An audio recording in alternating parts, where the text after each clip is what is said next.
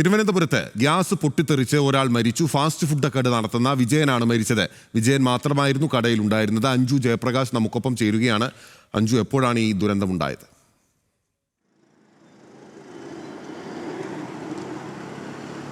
ബിനിൽ, ഇന്ന് രാവിലെയോടുകൂടിയാണ് ഈ സംഭവം ഉണ്ടാകുന്നത്. 55 വയസ്സുള്ള വിജയനാണ് മരിച്ചത്. വിജയൻ്റെ ഭാര്യ തലനാരിഴക്കാണ് രക്ഷപ്പെട്ടത്.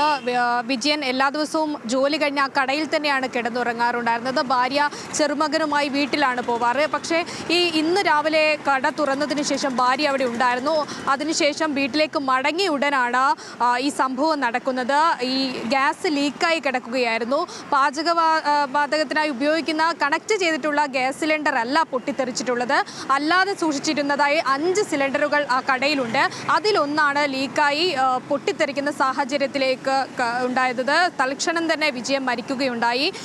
എന്തായാലും ഈ വിവരമറിഞ്ഞ് നാട്ടുകാരാണ് ഓടിക്കൂടിയത്. തുടർന്ന് ഫയർഫോഴ്സ് ഉൾപ്പെടെ അവിടെ എത്തി തീ അണയ്ക്കുകയാണ് ചെയ്തത്. ഓക്കെ, ശരി. അഞ്ജു ജയപ്രകാശാണ് വിവരങ്ങളുമായി നമുക്കൊപ്പം ചേർന്നത്.